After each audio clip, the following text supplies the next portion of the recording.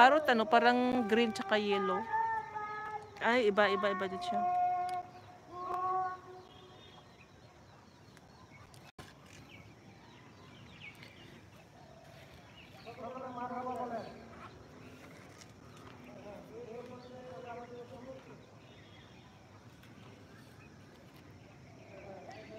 Alright, malapit na tayo.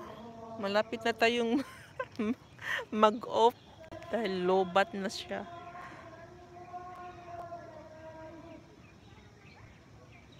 So, ikot-ikot lang kagaya ng net natin, papaikot-ikot.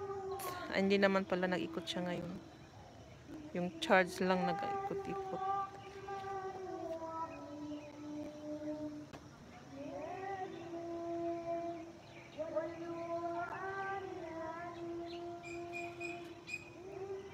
Alright, 3 minutes. Isang iglap na lang. Thank you dyan sa lahat ng mga mata at sa mga suporta.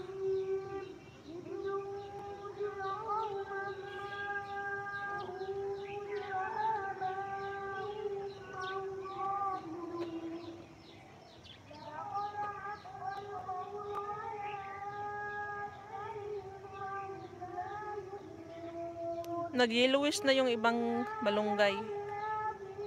Yung ibang dahon. Ayan, malunggay. Kuha na kayo dyan, Marikoy. At maggulay na kayo ng malunggay. Masarap yan sa tinola. Tinulang isda, tinulang manok. At syempre sa mga gulay-gulay, i-mix mo yung malunggay, masarap. Lalo na pag may gata. O, di ba masarap yun?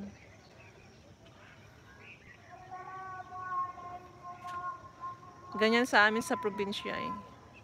Malunggay halos sa ibang mga gulay, lagyan ng gata. Masarap siya. Lagyan ng dilis or daing o tuyo. Ulam na. Yun na ang pinakamasarap sa probinsya.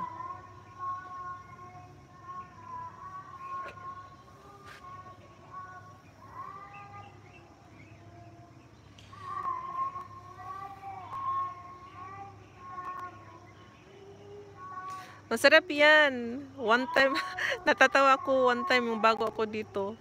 Naggata ako ng mixed vegetable. Yung beans, tapos may kalabasa, tapos nilagyan ko ng gata. So, yung minimix ko ay shrimp. Tsaka yung gata ko talagang, ano siya, ano ba yun yung, napaka, ano niya, thick, hindi malabnaw. Grabe ni, isa walang kumakain. Samtalang ako, pinapawisan ako sa kakain sa sarap. Paano naman kasi walang kaanghang-anghang. Hindi ko man lang nilagyan ng isang sili. Kasi sabi ko, ako naman ang kakain ito, ba't ko naman lagyan ng anghang? So yun nga, kahit sa sobrang sarap, ayaw nilang kumain. Hindi nila gusto kasi daw. Walang anghang.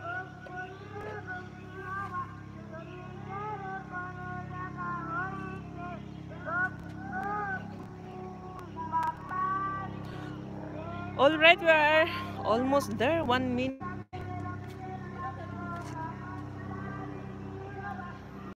Dito ako sa tomato para mag-XL ako.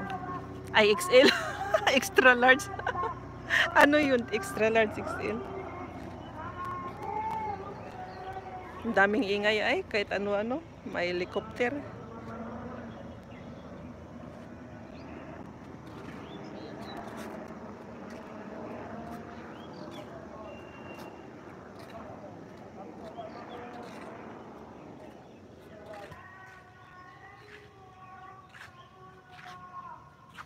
So, ayan, mag-XL ako dito. Narinig mo pala. Akala ko walang nakarinig. Teka lang.